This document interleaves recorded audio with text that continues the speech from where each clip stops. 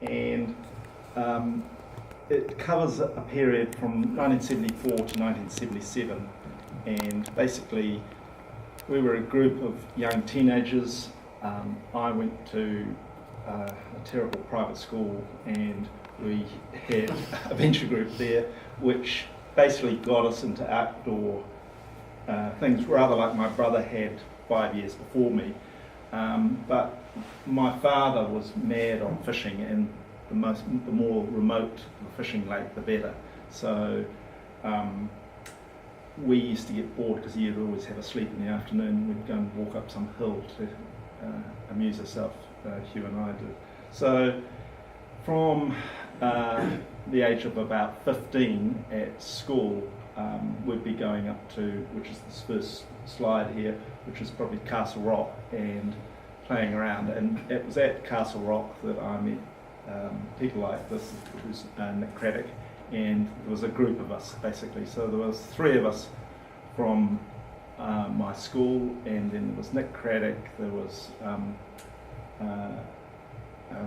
what's his name, Nutridge, and Mark Davies, and a couple of others that were in this early group. And there was a few other people like Paul Drake and others that joined in. And then we got to know Colin Dodge, who joined in with us, who was a little bit older than us, but we, became part of what we were doing at that time. So we can get underway, and the first group that we're going to go through is rock climbing, basically at Castle Rock and at Fantasy Factory and Crystal Clearlight, which is on Banks Peninsula. And so this is Nick Craddock when he was very young. I presume most of you will probably know of Nick Craddock. He went on to become a guide and did lots of stuff in Greenland and elsewhere, guiding people over there. So that's me, top roping something. That's very young. That's Mike Perry, I think taking us on an instruction course. Bare feet. Sort of, with bare feet. I think that's Craddock again. Oh no, it's me, sorry. That's me. I don't know who this is, but I thought we'd put it in. Part of our group. Fancy climbing shoes, though. Yeah, gym shoes. I think it's Al Hay. Yeah, it could be Al Hay. EBs and PAs, which were the only 2 things around, they were quite rare and not many people had them. So most people in those days still climbed in gym shoes.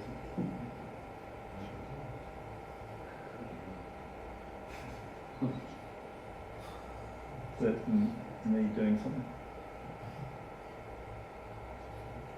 So the person that's blurry there is a guy called Rick Byrne, who was part of our group. And this is Al Hay. I think he's soloing Judgment at Castle Rock. Solomon. Yeah. So, Did anyone knows Judgment? It's a great 20 time. So he would have soloed that before Greg Davies did, so he's got a bit of Yeah. solo scene. It appears he's soloing. yeah, because there's another shot, the next one. He- See, that's him there, and he's soloing there too. That's So, yeah. No, that's Judgment still. anyway, we've jumped here with something else. That's Paul Drake, and I think that's at Monument Crag. Gibraltar Rock, sorry. That's Gibraltar. And that's cleaning, which we used to do an awful lot in those days, cleaning out cracks when we're putting out first ascents because they're all clogged up. So you used to put a top rope down first to clean them all out before you try and climb. Paul Drake cleaning a crack out. I think that's Willie Tringrove. Yeah, that's Gibraltar. Yeah. That would be really scene. I think that's at Gibraltar Rock too. Yeah, that's the left-hand room. Yep. And it's doing more cleaning.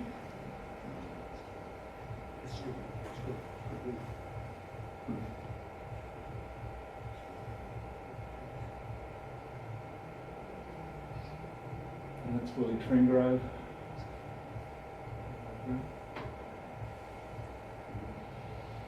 Yeah, hang there. That's gone.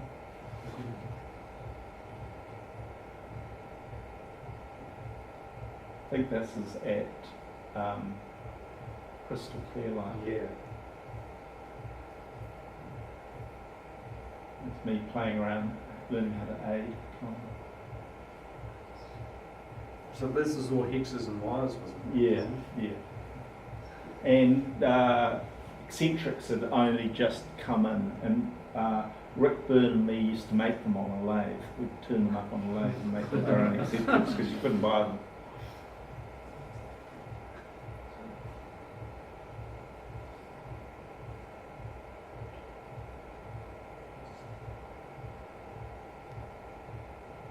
This is Rick Byrne, who was a fearless climber.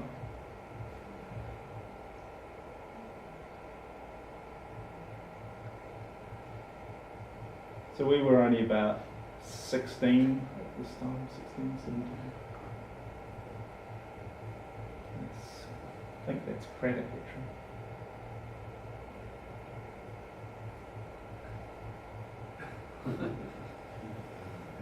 So Roland, were you following other people or making it up as you went? Well, we were the second generation, that's the credit, of the face climbing group, which Hugh and a little bit older than Hugh's group were the first, and that was pretty much created by the Chenard axe and front points basically, which started the face climbing movement. And there was a whole group that went through, Bill Dens and that lot who went through as the first group in the earliest 70s, and we were the young group coming in and behind them doing stuff. So obviously Nick Craddock went off to do a lot of first ascents, but we did as a group. We made quite a few first ascents at that time too, both at Mount Cook and down in the Darrens. So that's Jackie Cotter and Rick Byrne, who were sort of going out together at that stage. For all about 5 months. Jackie used to go out with a lot of people. Not me though. And that's it. So now we're going to move on to the next section, which is Arrowsmiths and mainly Arthur's Pass. So we just started off with Arrowsmiths, was up in Jagged in winter. I forget what we did that trip, I can't even remember what we did then, so long ago. And that's the hut, it's the old hut before it got hit by an avalanche, but the new hut's in the same place. Bloody big avalanche. Yeah. So, and this is, we can stop here, this is our first ascent we did on Philistine Buttress, which we went up the weekend and a group of us got together to do it, and it was 2 ropes, and we put a road sign halfway up the thing, which was the Littleton road sign, which we placed in a crack halfway up the climb, and it was quite, the top, this next section up was quite technical. I don't know what grade it was so long ago, I can't really remember. And I don't know how many times it's been done since, but hasn't it? But it was quite hard. It was pretty hard, and the rock was quite good on it actually. But it doesn't get a lot of sun there, so the rock can get quite wet. And I remember there was 2 sections we had to move through where the rock was quite damp and wet. But, okay. So is that next to Zero Gully, Roland? Or? Well, it's pretty much slightly up from the bridge where you cross over the bridge. Oh, okay. And you look up. At the end, you'll see a photo of it, which I can point out to you. So this is just the technical. So there's Nick Craddock there in the red, and I think that's Rick Byrne who's leading. He was the first to lead the crux pitch, which is going up there. It's in there just taking off.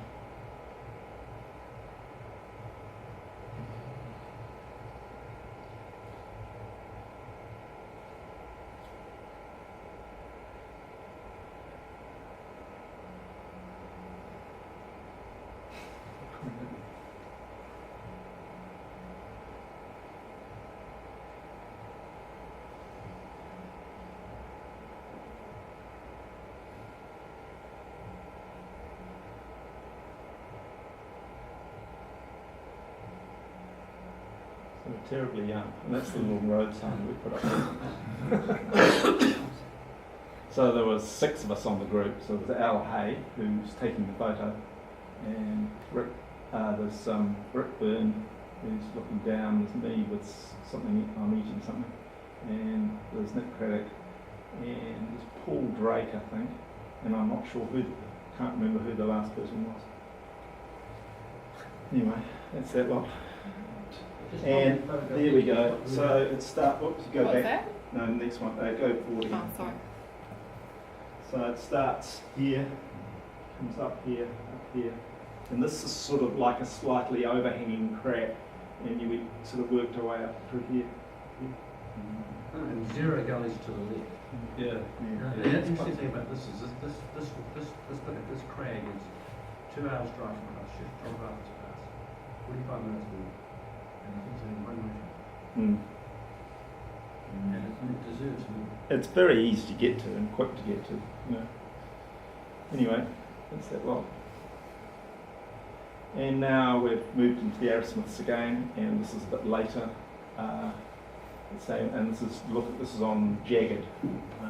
We climbed Jagged this day. So this is the only one I've got. So this is the Shrund at the head of the North Cameron, which we're back climbing down. We just went up there to climb Jagged itself, so we hadn't climbed it. And the following day, there was a guy in a separate party who was up in the North Cameron, and he fell over on the green ice and sliced his leg open. And Rick Byrne, whose father was a doctor, we got him back to the hut, and he stitched him up with 11 stitches that night. And Al Hay, who had the only camera who was taking these photos, he walked him out the next day, and Nick Craddock and Rick Byrne and me and Willie Trengrove went on to climb Cameron Buttress on Arrowsmith the next day. And I think that was the second ascent after Mike Perry had done it a month before or something before. And Rick Byrne, we went up the buttress and then sidled back off onto the glacier and didn't go to the summit, but Rick Byrne soloed on, went up to the top and didn't get back till about 9 o'clock at night. And that's on buttress, that's me, looking very primitive. Very primitive. That's Willie Trengrove and Rick Byrne. It's me and Nick Craddock. And now we've swapped to the winter in a terra face. So we're doing one of the gullies in a terra face in winter.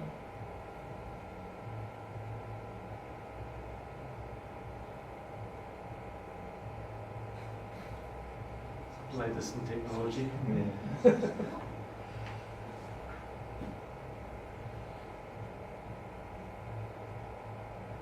Looking up at iced up one of the buttresses on the terra face, all iced up. It's going up a gully. Can't remember if it's the left or the right. And it's climbing up one of the buttresses because it's so iced up.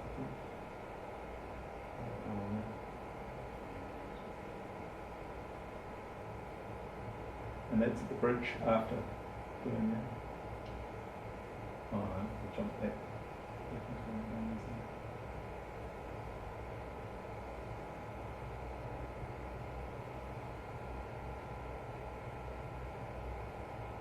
And now this is Temple Buttress, I think, inside. That's the credit. It's Temple Buttress.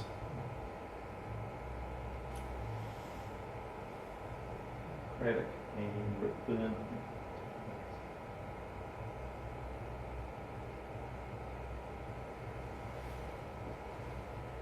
And that's me climbing at Temple Buttress, and I think Hugh was taking us. I think it was an instruction. He was the instructor or something like that. And that's Guy Cotter coming up. He was a bit younger than us. And that's it. And then now the next section is South Face of Douglas. So this part covers 2 series. One is in '75, I think. We were still at school, and we climbed the left-hand gully on South West Douglas, and I climbed a gully on Haidinga, and we climbed the hemp skirt face of Tasman that year. So this is August of that year. So everybody takes sunset shots of Pioneer in those days. It was always a big thing. So what was the motivation at that time? What Climb drove first you to want ascents. to- That's what we wanted to do, was to climb as many first ascents as you possibly could. So that's Colin Dodge, who came with us on that trip, and it's Paul Drake and Nick Craddock, who's dressed up, and that's Rick Byrne there.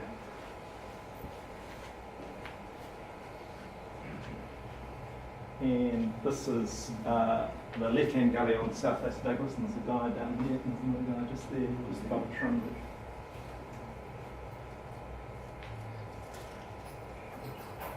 That's one of the planes landing, and this is probably somebody halfway, this will be Al Hay halfway up the left-hand gully on South West Douglas.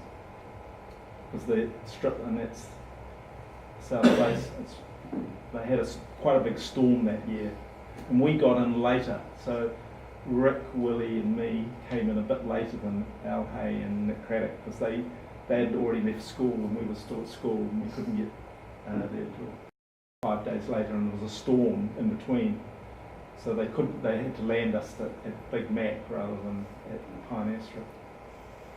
We had to walk ski tour over. That's higher up on the left-hand gallery, and you're looking at the arete near the top of the picture.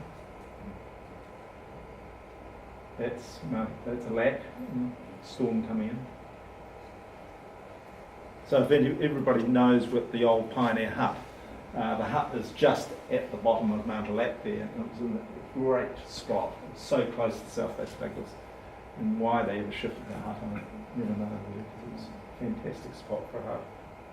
You could never get hit by anything. So there's a couple of people skiing down on the Never. That's Mark Davies in the hut. That's the hut. And they had a fantastic loo, and it was right on the edge, and you could, when the bag, the ship filled up in the thing, there was you tied a knot in the bag, and there was a trapdoor, and you pull this lever, and the trapdoor would open in the bottom of the loo, and the bag would fall out and slide down the glacier. And there's stories of people being having bags of shit flying down the glacier towards them as they're walking out, so you have to dodge them on the way up. So that's me, I think, in the background, and that's Willie Tringrove and Byrne. And after we just skied in from Big Mac. And that's Nick Craddock. So that's Colin Dodge, Paul Drake, Mark Davies, and Nick Craddock. That's me, Byrne, Willie Tringrove. It's Paul Drake and Colin Dodge. It's Colin again, looking down the fox.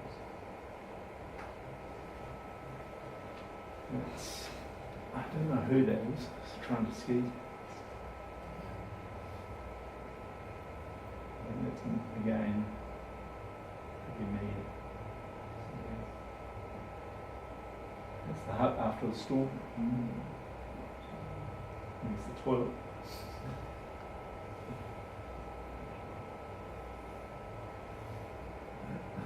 That's Colin. So this is climbing. This is on the bottom of the left-hand gully.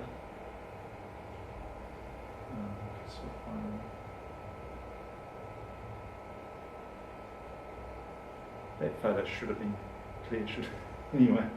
Sorry. It's alright.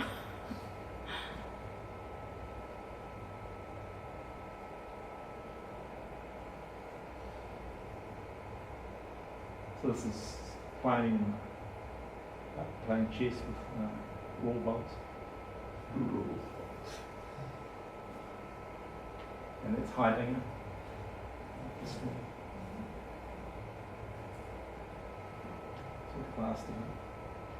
So that year, I think we did this galley that went up here, and joined up the ridge up here.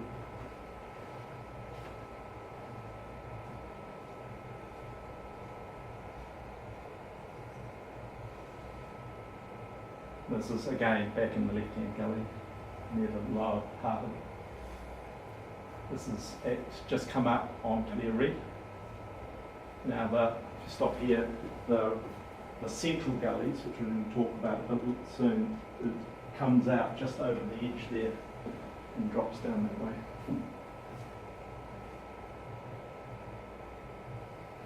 This is getting up near the summit.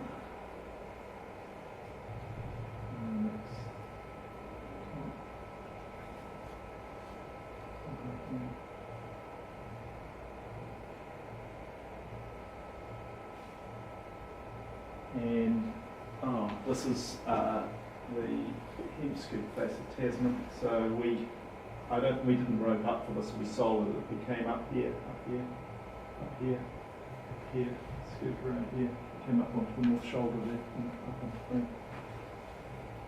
And that was the first ascent? No, I think it was well, I hadn't been climbed not long before. I don't think we were first ascent. Second ascent, that was the first one. Yeah, first winter ascent.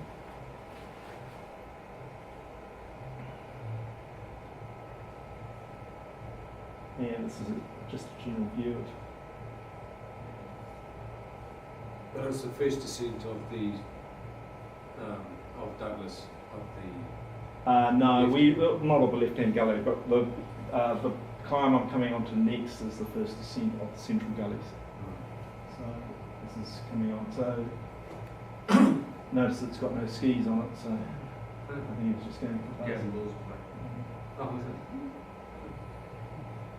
So now the next set of photos, there's not many of the central gully. So this is the right-hand gully of South Face of Douglas, and that's me coming up. And we hadn't put ropes on at this stage, so we free climbed the whole of the right-hand gully until we got to this off-ramp where we branched off from the right-hand gully and went up onto this ramp that came up into the central gully, which was about it was 2.5 pitches until we got to the bottom of the central gully. And now we've put ropes on, we are moving across the ramp and up into the gully. And this is a photo looking down from the bottom of the crux pitch, looking down on the glacier below. And I think there's some people down there, which is a bit obscured there now, but we're taking photos of us down on the glacier. It's me holding in because there wasn't enough room in the belay spot just where Willie was. I was just stationary down there. So the next shot is, you notice the rope's going airborne here because this section of the ice was overhanging for about nearly a pitch. And the next photo, you see, I think that's Nick Crabb, just that little red dot there. It was a very hard photo. You couldn't take a photo of him clearly because the ice was bulging out so much. And he's stuck about halfway, and Colin Dodge, who was on the second rope, came up to him, and because there was one little bit they could put their feet on basically, and Colin led the second part of that pitch because it became all dinner platey and they couldn't get axes in, but Colin, being his tenacious self, managed to overcome it. So what were you using And then as gear to protect yourself? Or was it?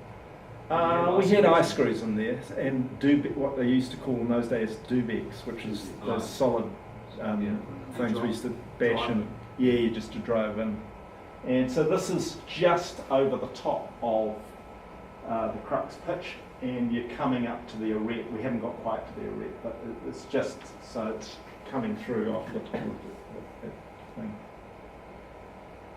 And that's Nick just over the top where Willie had taken a photo of him belaying. And that's me coming up over the crux pitch. And this is just a general picture, probably taken near the summit. And that's looking from the summit down past Mount Lac at the glacier down below.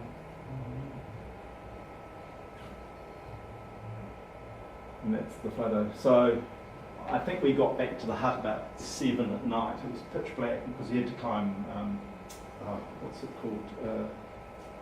Glacier Peak. Glacier Peak. And then came back down, and I remember Nick Craddock fell in a crevasse, again about 100 yards from the hut. And he luckily put his hands out like that, and it held him from going any further because we weren't roped up. So if he'd gone any further, he probably wouldn't have got out in a hurry.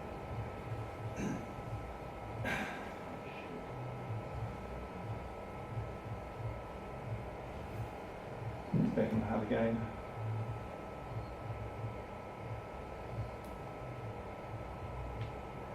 So this climb was done in '76, I think. And that's it. Now we've got a few photos in this next one, not very many, there's only a very few of them. And I just put them in because there's one photo of Ball Hut in it, which I thought was quite poignant. So this is actually climbing the South Ridge of Cook, which we did over the summer, and that's at the col of, you've gone up the col at the bottom of the South Ridge. There's a storm, we were coming back down at that stage, and there's a storm coming, and that's the South Ridge.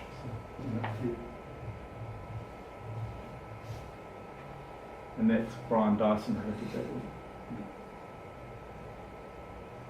And this is Ball Hut, which all the older people here know all about Ball Hut, but it was a big building actually, huge building. So in those days you could still just get the car up to the hut.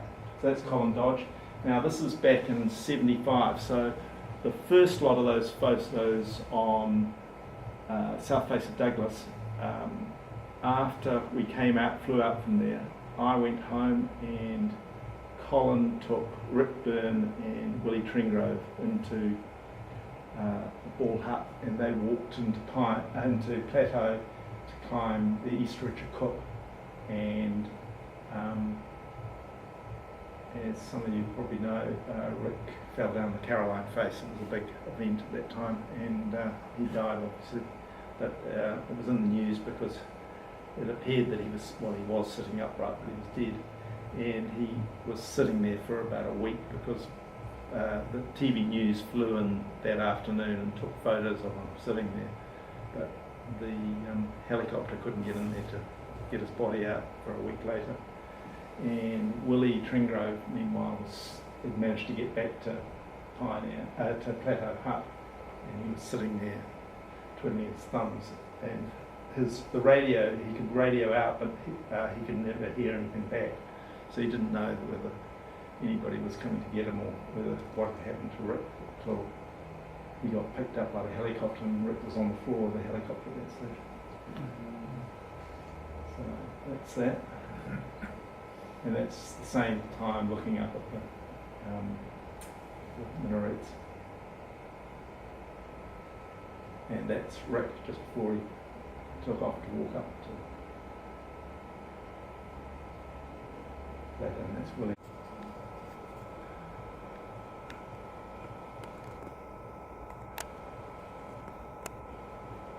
And that's Hugh on his course. And that's me climbing up a thing on Talbot called the Sickle, and it was in whiteout conditions.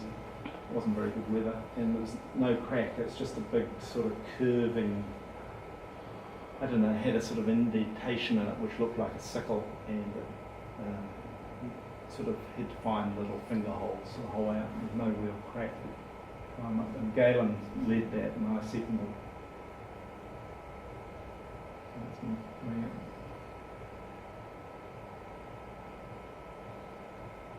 I don't know who that is, probably on the same, it's on Wales Mate. I don't know who that is either. It looks alright. And that's it. There we go. Roland, Now, Questions? yeah. You sort of downplay a little bit the fact that Rick Byrne was a top climber and was phenomenal. But it's Yeah. Well, I think- a tragedy, didn't it? It did. So, it was a pretty harrowing thing because we were just all young climbers and we weren't used to Last year at school. we weren't used to death at that stage of our lives. And for somebody, one of our mates who were climbing every day to suddenly drop dead, it had a big effect. Had a big effect on Al Hay, myself, and obviously Willie Tringrove, who was climbing with him at the time. And again, Rick, they had taken off in the afternoon from Plateau Hut, thinking that they'd walk up to the flat spot on the East Ridge and they'd bivvy there till the early hours of the morning and then finish the climb off first thing in the morning. And they'd got up in the late afternoon and got to the flat spot, and they both sat down and, on the ridge. And Rick sat down and fell over backwards and fell down the Caroline Face. So as I was saying earlier on about people dying from making silly mistakes, that's how most people die when they're climbing. It's not when you're on a really hard pitch climbing something really technical. It's when you're relaxed and you make these silly mistakes, and that's how a lot of people die. So yeah, it had a big effect on us, but it didn't stop any of us from climbing. Like, I think a few months later we were back into climbing things, trying to do things straight after it. So it was just one of those things, I suppose, at the time. But obviously a lot of us, I myself didn't go on to do that much more, but people like Nick Craddock and stuff like that made it their profession, and I was going to do that as well.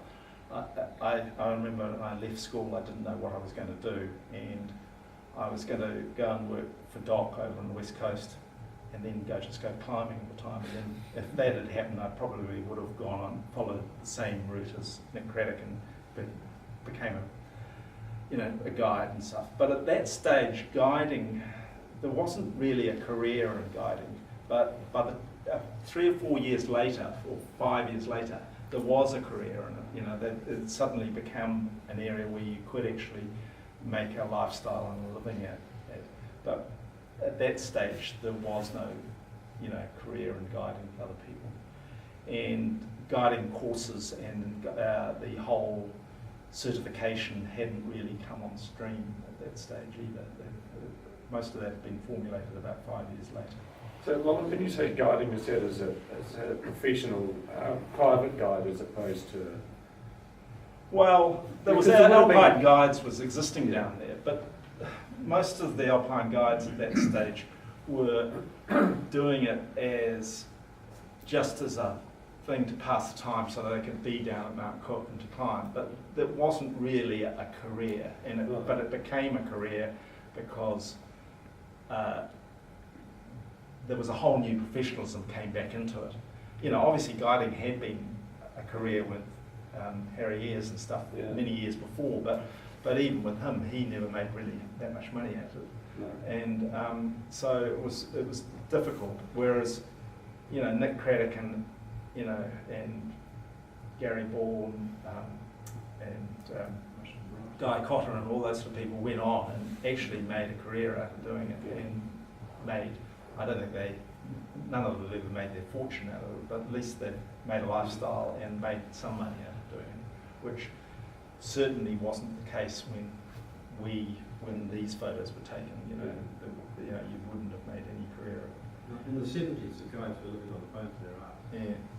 They were Desperate. And there were no standards. No, there was no standards. That's what I said. It was 5 years later on they started creating some standards, and so Nick Craddock and Guy Cotter went off to do guide courses and that sort of stuff, so they could get their certification and stuff like that.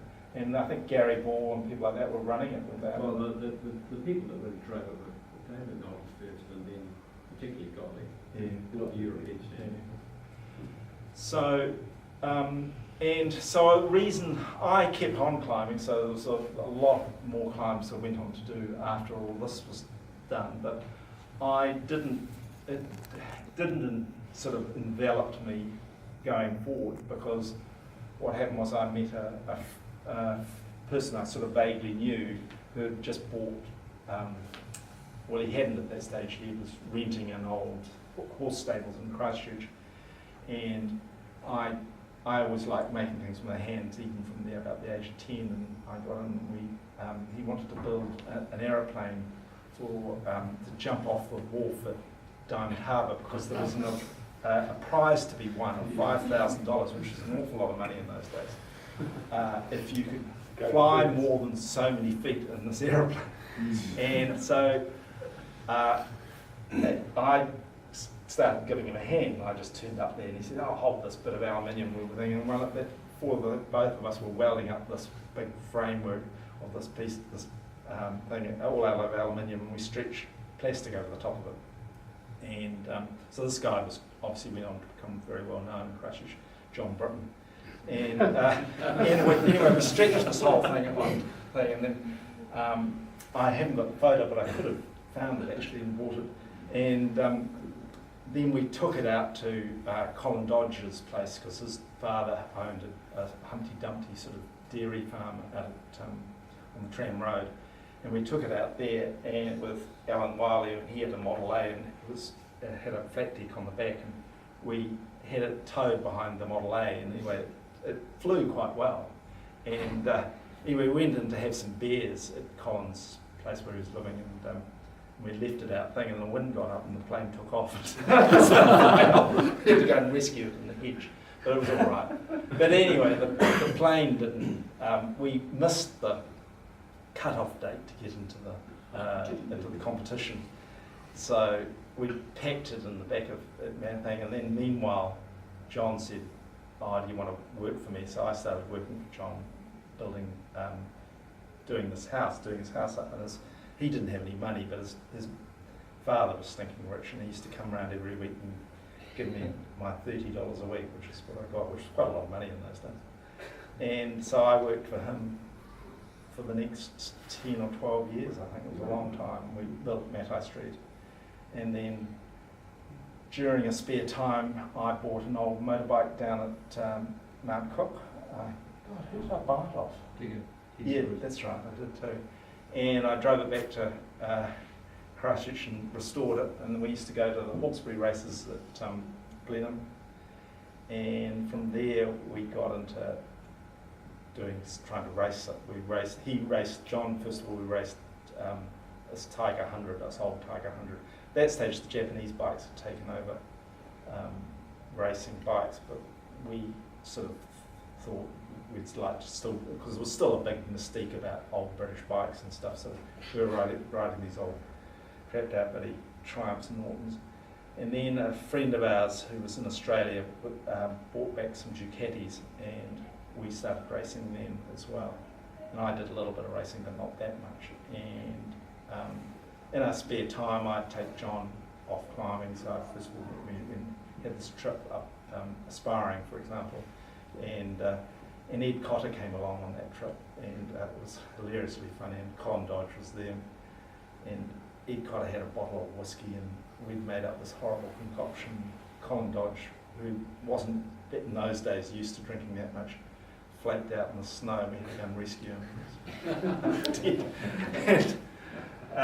But it was quite an interesting trip climbing that. And anyway, we from racing bikes, then we got into putting a Ducati motor. The first bike was put a Ducati motor in our own frame and stuff. And from there, we got Denko, who were making speedway bikes here in Christchurch. They were making single speedway bikes, and we made a V-twin out of that, and put that on the second bike and raced that around the country. And then from there we built the first Britain motor, which Alan Wiley and Mike Sinclair had a huge amount of involvement in. And at this stage I was sort of only on the fringes of getting involved, because I'd taken over making the light business. John and I used to make lights at night to help pay for working on Matai Street during the day, and I'd taken over the lighting business by that, but the lighting business was next door to where they were building the bikes, so I'd be in the bike shop working on the bike after that.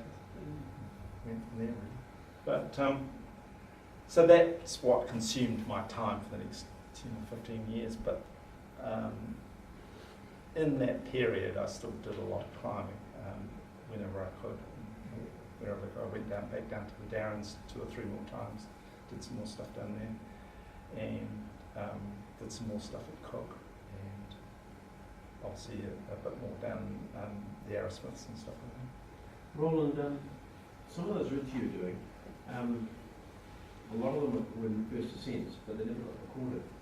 Particularly rock route. Yeah, well, and there was a lot more rock climbing we did than that. We used to do a lot of rock climbing over in Pigeon Bay. So Al Hay, who took a lot of those photos, his father had a farm over there, and he went on to becoming a farmer over there, and he did a lot of climbs on the crags around Pigeon Bay and around Akaroa and stuff like that. And things like, Fantasy Factory and Crystal Clear, there was a couple of people climbing there before us, but they'd only put up a couple of routes, and we went on and put a lot of new routes up on those rock climbing routes there. And similarly down the Darrens, when the Darrens guidebook started to come out, there was some groups here that when you looked at them, you thought, hang on, I thought Roland was on this. And I think he did. Yeah. It's just that nothing got recorded back in those days. I don't know, it didn't really give it much attention. But anyway, that's it. I hope it's not too boring. Can I ask one other question? What drove the group of you as a sort of come together and start doing that stuff? Having a good time, partying. I think that was what had a lot to do with it. Well, like for example, at Crystal Clear Light, Willie Tringrove used to have his parents had a batch at Church Bay there, and we'd go over there and have a party, and the cotters would turn up and everybody else, and we'd mainly just get drunk on beer and stuff like that, and then the next day we'd go and climb something on the crag, and then go back the next night and have another party. So it was a lot about, I think it's about bonding, I suppose you want to call it in this modern term these days, getting together with a group of mates and going and doing things, But it was a pretty alternative sort of activity for what was sort of normal sporting activity for kids. Yeah, it was, and we were ostracised at school, the school we went to, because of that. We tried to, because they were building a new gymnasium at the school, and we said at the time, why can't you put a climbing wall on the end of it? And climbing walls were unheard of. And so we could build this climbing wall. We went to the headmaster and everything and said, why don't we put a climbing wall? Nowadays they build climbing walls in every gymnasium.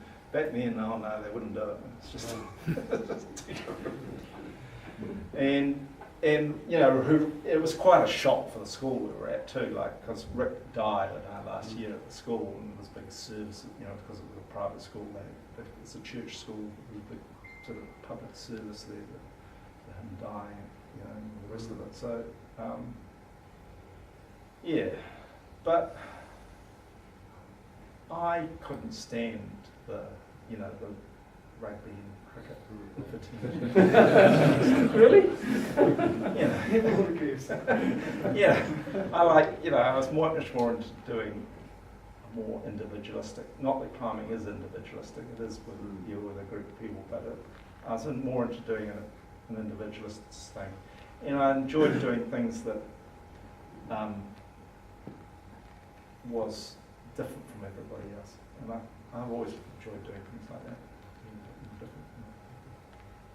Very good. Okay. Well, thank you very much.